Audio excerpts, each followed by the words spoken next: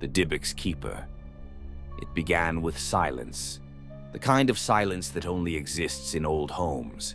Not the peace of quietude, but the weight of years, creaking wood, dust motes dancing in moonlight, and the low hum of something waiting.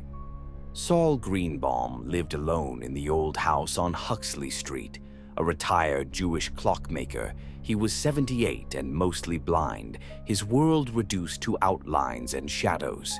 He rarely left anymore, save for Friday walks to temple and early morning visits to the cemetery, where he spoke aloud to a headstone bearing the name Rivka. Neighbors whispered that Saul had survived the war. Others said he brought something back with him, something he'd buried deep inside the old cedar chest in the cellar. Something that should have never crossed oceans. They weren't wrong. Thursday night, 2:13 a.m. The door shuddered. At first, Saul thought it was wind, but the next bang was too rhythmic, too human. He reached for his glasses, then his cane. His hand trembled as he made his way to the door. Just before he could ask who's there, the hinges snapped. 3 men burst inside, faces wrapped in black cloth, bodies tense, adrenaline pumping. "Get on the ground, old man." He dropped without argument, his heart clanging like one of his old timepieces. One of them, younger, kicked Saul's cane aside. "We know you got valuables, old war loot, silver, gold. Where is it?" Saul didn't speak. Couldn't. One of them, the tallest, Jax, pinned him to the floor, rifling through drawers. Another, Devin, stormed into the hall, smashing framed pictures. The third, a jittery kid they called Mouse, stood watch. "Downstairs," Saul finally whispered. "If you're looking for danger, it's downstairs." Jax grinned. "Atta boy." The cellar was pitch black, the kind of dark that presses in on your lungs. Mouse flicked on a flashlight. The beam danced across shelves of old clocks, rusted tools, cobwebs. Saul stood at the top of the stairs, hunched and breathless. "It's in the chest, the cedar one. You'll know it when you see it." The 3 intruders descended the creaking steps. The chest sat in the far corner, half buried beneath a moth-eaten prayer shawl and wrapped in old burlap. The moment Jax touched it, his breath caught. It was colder than it should have been. The wood groaned like it remembered things. Symbols were burned into the sides, Hebrew letters scrawled hastily, encircling the lid like a prayer or a curse. "What's in it?" Mouse asked, his voice thin. Saul whispered from above, "A soul. One that never rested." Jax laughed. "Hell no. You're not gonna mojo me with that ghost story crap." He popped the old iron latch. The air changed. The flashlight flickered once, twice, then died. They heard a noise, not loud, but wrong, like someone exhaling after centuries. Mouse screamed. Something had moved in the dark. Not scurried, not shuffled. Moved. Swift and silent, like a shadow learning how to crawl. Jax struck a match.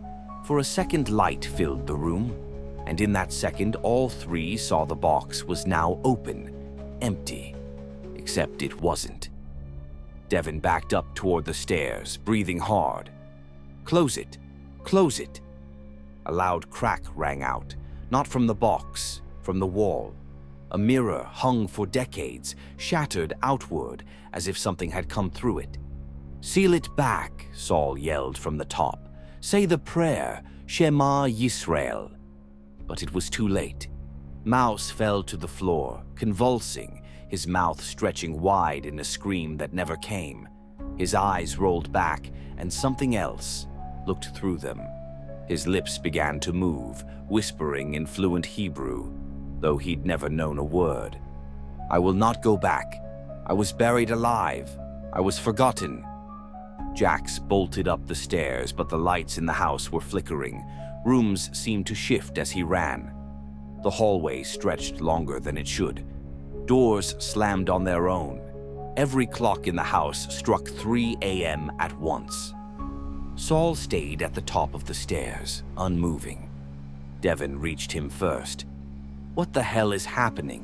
What is this?" Saul turned his head slowly. "You were warned." Suddenly, Devon was yanked backward into the cellar by something not there. A sound like bones cracking followed, then silence. No screaming, no Devon. Jax emerged next, stumbling, bleeding, a piece of the Torah clutched in his hand, torn from the prayer table. "What is this? What is this?" Saul only replied, "It's not a thing. It's a she." Mouse now walked up the stairs, one foot dragging unnaturally, his mouth stretched in a permanent grin, blood pouring from both nostrils. "Baruch Ata Adonai," he whispered, voice not his own. The air stank, flowers and rot, the smell of grave dirt and lilacs. Jax raised his gun, fired. The bullet passed through Mouse. He kept walking. Saul didn't flinch. "She's not here for me. She's here because you took something that wasn't yours. Her death, her pain. You disturbed it." Suddenly, the hallway lights burst. All was darkness. The screaming started. The next morning, the house on Huxley was quiet again. Police entered after neighbors reported gunshots. They found the door wide open. Inside, nothing was missing. No signs of forced entry. But the furniture was rearranged, all the clocks were stopped at 3 a.m., and the walls were scratched with Hebrew prayers, deep gouges like someone had tried to trap something in.